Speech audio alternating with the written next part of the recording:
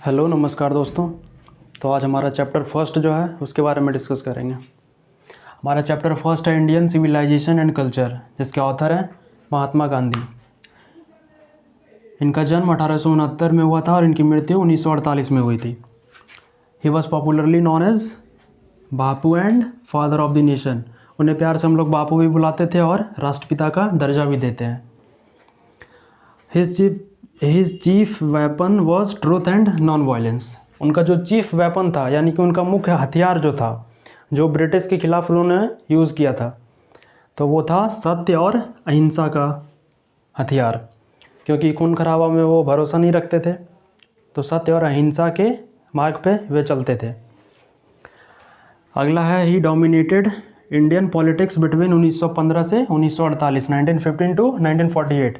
तो 1915 से 1948 का जो पीरियड है, इसके बीच में इंडियन पॉलिटिक्स में वो बहुत ही ज़्यादा पार्टिसिपेट किए हैं, बहुत ही ज़्यादा एक्टिव रहे हैं।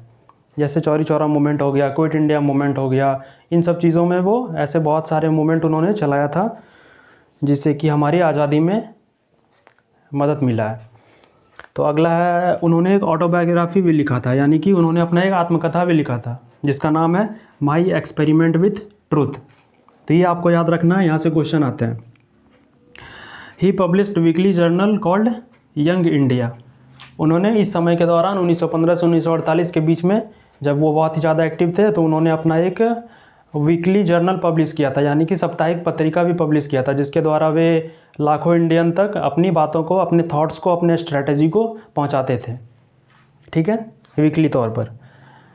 अगला लास्ट पॉइंट हमारा होगा, shot dead on 30 January 1948 by Nathuram Godse. तो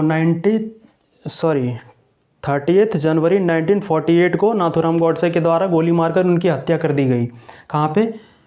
कंपाउंड ऑफ बिरला, यानी कि बिरला हाउस में जब वो प्रेयर के लिए जा रहे थे, तो गोली मारकर उनकी हत्या कर दी गई।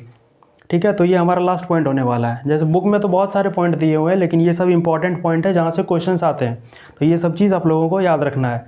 आप स्क्रीनशॉट ले लो। इसके बाद हम लोग कहानी का बात करेंगे, आगे जो स्टोरी दिया हुआ है उसको हम लोग डिस्कस करेंगे, उसमें से जो इंपॉर्टेंट पॉइंट होगा। तब तक आप इसका स्क्रीनशॉट ले लो।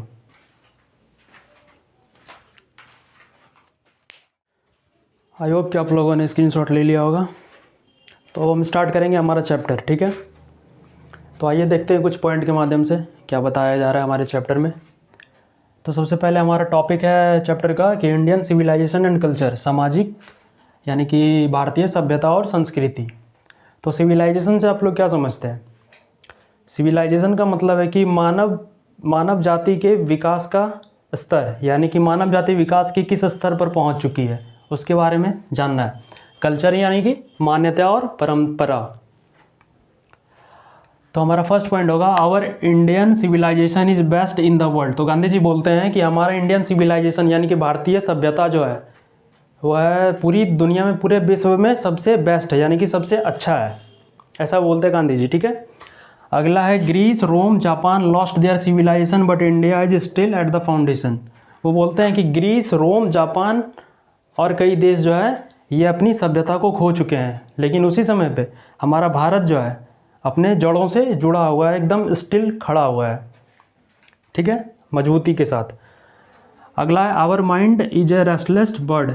तो इस चैप्टर में कुछ आगे जब हम लोग बढ़ते हैं तो बताया जाता है कि our mind is a restless bird, यानी कि हमारा मन जो है एक अशांत पक्षी है, जो कि एक जगह कभी ठहरता ही नहीं है, भटकता रहता है एक जगह से दूसरे जगह, कभी कुछ सोच रहा है, कभी कुछ सोच रहा है, ऐसा भटकते रहता है। तो the more it gets the more it wants still remain unsatisfied. तो इस मन को तुम जितना दोगे उतना ये अनसेटिस्फाइड रहेगा, जितना दोगे उतना और ये चाहेगा, और उसके बाद भी, देने के बाद भी ये अनसेटिस्फाइड रहेगा। मतलब इसकी पूर्ति तुम कर ही नहीं सकते हो, जीवन भर नहीं कर सकते हो। That's why our ancestor put a limit to our indulgence. Indulgence means होता है भोग विलासिता। तो हमारे पूर्वज जो हैं, इसी कारण से, मन के इस बिहेवियर के कारण से हमारे एंसेस्टर जो है हमारे इंडल्जेंस पे, यानी हमारे भोग विलासिता पे एक लिमिट लगा दिए हैं। ऐसा सभ्यता में हमारा रूल लगा हुआ है कि हमारे एंसेस्टर, हमारे पूर्वज जो हैं, ऐसे इस पे लिमिट लगा दिए हैं। तो they stopped us from luxuries and pleasures. वो जो है हमें लग्जरी और प्लेजर से रोकते हैं। क्यों? It was not that we do not know how to invent machinery. वो बोल रहे हैं कि ऐसा नहीं है कि हम लोग इन मशीनरी को इन्वेंट नहीं कर सकते हैं, उसका आविष्कार नहीं कर सकते हैं, हमारा काम को आसान बनाने के लिए कुछ यंत्र का आविष्कार नहीं कर सकते। ऐसा नहीं है कि हम लोग नहीं जानते, हम लोग जानते हैं ऐसा करना, लेकिन फिर भी हम लोग नहीं करते। क्यों? क्योंकि but they saw that our real happiness and health is in the proper use of our hand and feet. वो ऐसा बोलते हैं कि ऐसा नहीं है कि हम लोग आविष्कार नहीं कर सकते हैं, लेकिन ऐसा देखा गया है कि हमारा रियल हैप्पीनेस जो है और हमारा रियल हेल्थ मतलब प्रॉपर हेल्थ जो है, जब तक हम अपने हाथ और पैर का प्रॉपर यूज़ सही ये नहीं करेंगे तब तक हम हेल्दी और हैप्पी रह ही नहीं पाएंगे। ठीक है, इसके बाद देखेंगे हम लोग अगला पॉइंट।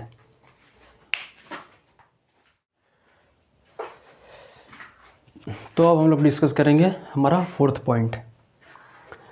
तो चौथे पॉइंट में हमें बोला गया है he says large cities are trap, he says large cities are trap and useless.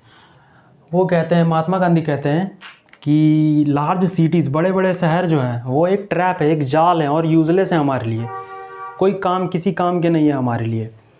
क्यों? क्योंकि because peoples are not happy there as there are gangs of thieves. क्योंकि वहाँ के लोग जो हैं बहुत ही खुश नहीं है। कारण क्या है? कारण है कि वहाँ पे गैंग्स ऑफ थीव्स है, चोरों के बहुत ज़्यादा गैंग हैं, वहाँ पे रॉबर्स लुटेरे हैं, प्रोस्टिट्यूशन वहाँ पे वेश्यावृत्ति है और एक्सप्लॉयटेशन, वहाँ पे जो है गरीबों का शोषण होता है, एक्सप्लॉयटेशन ऑफ द पुअर। वहाँ पे गरीबों का बहुत ज़्यादा शोषण होता है शहर में, क्योंकि बड़े लोग जो होते हैं गरीबों का बहुत ज़्यादा शोषण करते हैं वहाँ पे। Therefore our ancestors we are satisfied in small villages. तो इसीलिए हमारे एंसेस्टर्स, हमारे पूर्वज जो थे वो छोटे छोटे गाँव में बहुत ही ज़्यादा सेटिस्फाइड थे। ठीक है, तो पांचवा पॉइंट हमारा फिफ्थ पॉइंट है he clearly says the tendency of Indian civilisation is to elevate moral beings whereas the western is to propagate immorality. तो फिफ्थ पॉइंट में हमें बोला गया है, महात्मा गांधी क्लियरली बोलते हैं कि the tendency of Indian civilisation is to elevate moral beings. तो हमारे भारतीय सभ्यता का जो टेंडेंसी है यानी कि जो प्रवृत्ति है वो है कि नैतिकवाद को, नैतिकता को बढ़ावा देती है वहीं पे। लेकिन वेस्टर्न सिविलाइजेशन जो है, पश्चिमी सभ्यता जो है वो इस चीज़ को बढ़ावा देती है, अनैतिकता को बढ़ावा देती है पश्चिमी सभ्यता।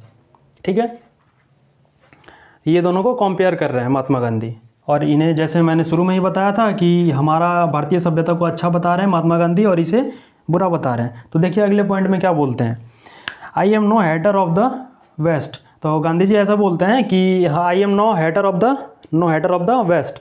मैं कोई ऐसा नहीं हूँ जो पश्चिमी सभ्यता से बहुत ज़्यादा नफरत करता हूँ।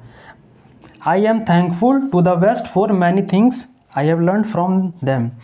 तो बहुत चीज़ें ऐसे हैं जिसका मैं शुक्रगुजार हूँ जो मैंने पश्चिमी सभ्यता से सीखा है। जैसे आई have learn from the western literature, जैसे कि मैंने पश्चिमी साहित्य से बहुत कुछ सीखा है, उस चीज़ के लिए मैं उसका शुक्रगुजार हूँ। बहुत चीज़ें ऐसी है जो उनमें अच्छी भी है, लेकिन हर चीज़ बुरी नहीं है, तो उस चीज़ के लिए मैं उसका शुक्रगुजार हूँ। मैं उसे कोई हेट नहीं करता हूँ, लेकिन जो हमारा सभ्यता है वो वर्ल्ड में सबसे बेस्ट है। तो यहाँ तक हम लोग 6 पॉइंट तक हम लोगों ने पढ़ा। आगे का जो है कहानी, आगे का स्टोरी जो है वो हम लोग नेक्स्ट पार्ट में डिस्कस करेंगे। ठीक है, थैंक यू।